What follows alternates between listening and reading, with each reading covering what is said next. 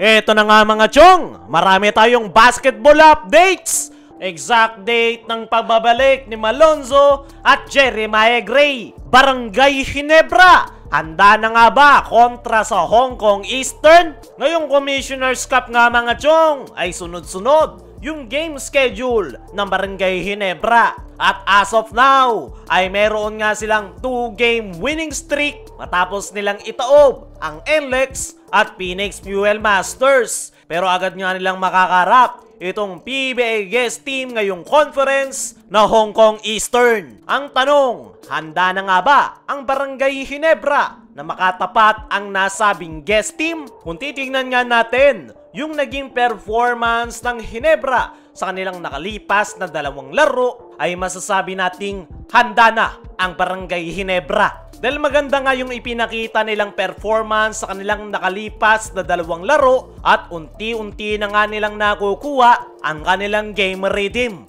Balanse nga ngayon yung opensa ng Barangay Ginebra kung saan hindi lang si JB yung inaasahan nila sa opensa. Actually, last game nga nila kontra Phoenix ay 10 points lang yung ipinuntos ni Brownlee. The rest ay puro local players na yung nag-step up. At yan nga yung mas maganda para sa Barangay Ginebra dahil dyan nga natin makikita na handa na talaga yung kanilang kupunan para makaharap ang PBA guest team na Hong Kong Eastern. Ayon nga mismo kay Coach Tim sa kanyang naging press con interview ay kakaiba raw ang Hong Kong Eastern kumpara sa Bay Area Dragons. Maganda raw yung ikot ng bola at ng players sa Hong Kong Eastern at talagang nako-complement raw ang mga players nila sa isa't isa. Isa nga rin daw yung defensive team dahil napansin nga raw ni Coach Tim Cone na sa depensa nagsisimula ang lahat para sa Hong Kong Eastern at mayroon nga raw similarities ang kanyang kupunan sa Hong Kong Eastern, which is defensive-oriented team, maging yung kanilang opensa ay halos parehas lang daw. Kaya naman, excited nga raw itong si Coach Tim Cone sa kanilang magiging matchup kontra Hong Kong Eastern dahil very interesting nga raw ang kanilang magiging tapatan. At ang magiging matchup nga raw nila kontra Hong Kong Eastern ang dahilan kung bakit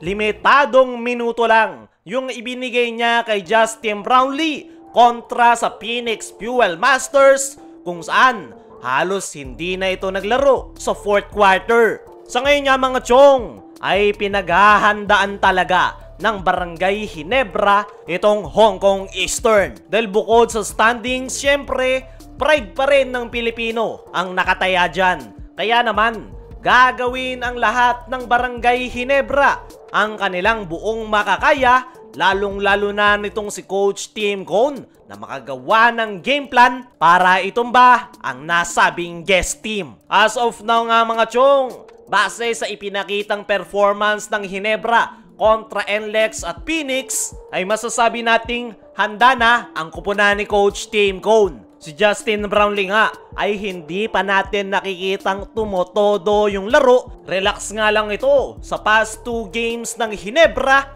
dahil talagang inihahanda ito ni Coach Tim para sa kanilang magiging head-to-head matchup kontra Hong Kong Eastern. Although nandun pa rin yung pangangapa ng kanyang mga players, lalong-lalo na ni Troy Rosario, pero panigurado, kayang-kaya yang magawan ng paraan ni Coach Tim Cone. Alam naman natin, si Coach Tim ang master of adjustment sa PBA. Palagi nga itong nakakagawa ng paraan para solusyonan yung kanilang problema. Pero sa ngayon, maliit lang naman yung problema ng Ginebra at kayang-kaya nga nila yung magawa ng paraan sa kanilang team practice. Dumako naman tayo dito sa kabilang balita. Exact date ng pagbabalik ni Malonzo at Jeremiah Gray. Sa nakalipas na dalawang laro ng Barangay Ginebra ay hindi pa rin nakita in action itong si Jamie Malonzo at Jeremiah Gray. Kaya naman,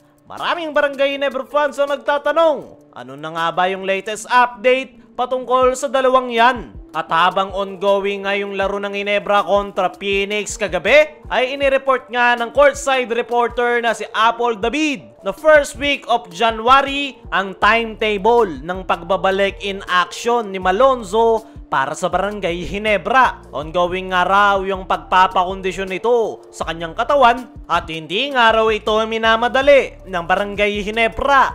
Patungkol naman kay Jeremiah Gray, ay binigyan nga raw ito ng follow-up rest ng Barangay Ginebra at nakadepende nga daw dyan kung kailan ang pagbabalik ni Gray para sa Ginebra. Pero expected nga raw na sasabay itong si Jeremiah Gray sa pagbabalik ni Jamie Malonzo sa kanilang koponan.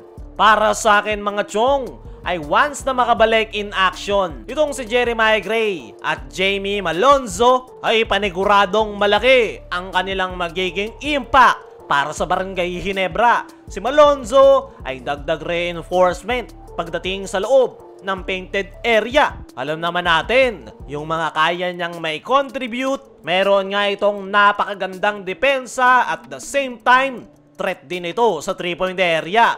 Pagdating naman dito kay Jeremiah Gray, ay dagdag option nga ito kay Coach Tim para sa kanyang backcourt rotation dahil isang elite player itong si Gray at malaki pa rin ang kanyang maitutulong. As of now, ay okay naman ang ipinapakita ng Ginebra kahit wala pa itong si Malonzo at Jeremiah Gray. Pero mas mapapaganda para sa Ginebra kung makikita na natin in action ang dalawang yan. Kaya mga chong, ano ang masasabi nyo sa latest timetable nitong si Jeremiah Gray at Jamie Malonzo? Ano rin yung masasabi nyo na handa ang Barangay Ginebra kontra sa Hong Kong Eastern? I-comment mo lang dyan sa ibaba.